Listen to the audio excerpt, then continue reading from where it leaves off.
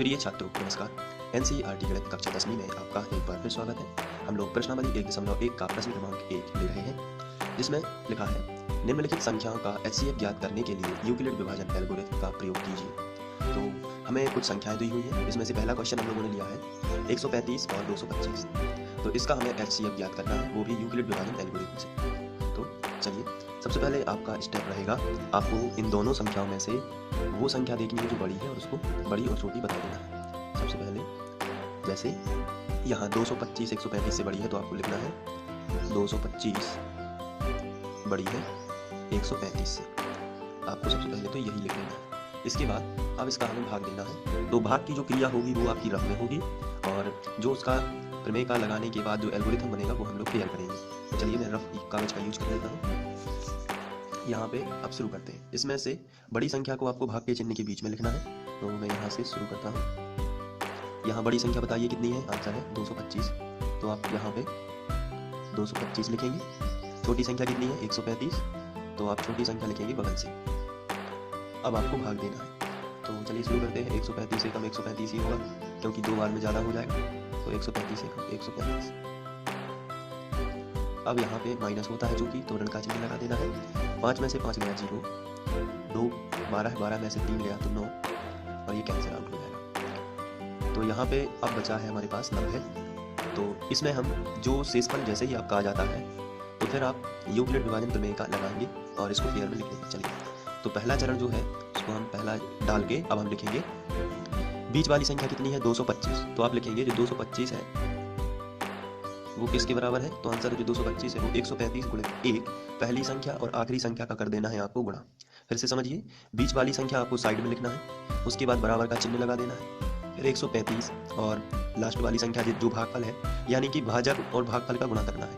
तो 135 गुणित 1, और जो 90 बचा है जो शेषफल आता है वो प्लस में लिखना है।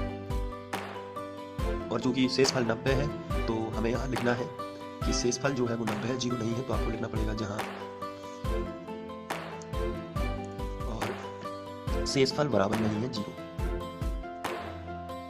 शेषफल बराबर नहीं है 0। तो ये आपका पहला चरण बना।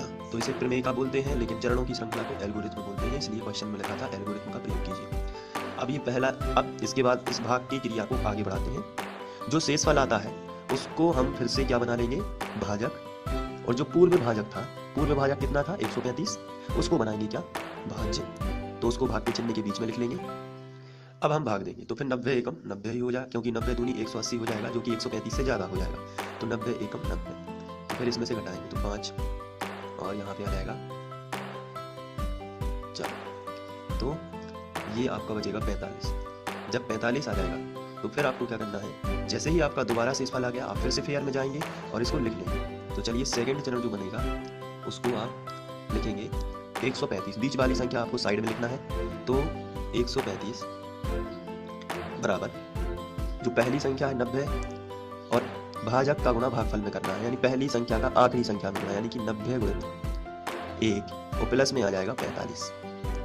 फिर आपको शेषफल 0 नहीं मिला है, तो आप लिखेंगे जहां शेषफल बराबर नहीं है 0, जहां शेषफल बराबर नहीं है 0। और ये भाग आपको तब तक देना पड़ता है जब तक शेषफल 0 ना आ जाए। तो यहाँ पर शेषफल बराबर नहीं है 0, अभी भी शेषफल 0 नहीं आया है। जब आपका शेषफल 0 आ जाता है, ऐसी स्थिति में जो भाजक होता है वही उसका दोनों संख्याओं का एचसीएफ होता है। तो अभी तो इस क्रिया को हमें और आगे बढ़ाना है। तो शेषफल को फिर हम एक बार भाजक बना देंगे। तो इस तरीके से ये बना भाजक, और बीच का चिन्ह जो बीच में जो संख्या लिखी जाएगी जो पूर्व भाजक था, पूर्व भाजक कितना था 90, तो हम यहाँ लिख देंगे 90। तो फिर 45 दूनी 90। यहाँ पे देखते हैं कि शेषफल क्या आ गया है 0। तो फिर इस क्रिया को भी हम लोग लिख लेंगे अपने फेयर में जाके। तो यहाँ पे हम थर्ड स्टेप में लिखेंगे बीच वाली संख्या को साइड में, बीच वाली संख्या क्या है 90, तो इसको लिख देंगे साइड से बराबर। फिर भाजक गुणित भागफल, भाजक कितना है 45, गुणित भागफल कितना है 2, और प्लस शेषफल कितना है 0। तो अब आप यहाँ लिख सकते हैं जहां शेषफल बराबर है 0, जहां शेषफल बराबर है 0। जब शेषफल 0 आ जाता है, ऐसी स्थिति में जो भी भाजक होता है वही क्या होता है, दोनों का एचसीएफ। तो आपको लिख देना आता है 135 और 225। 135 और 225 दोनों का क्या होगा, 225 दोनों का एचसीएफ जो होगा वो कितना हो जाएगा, 45 होगा।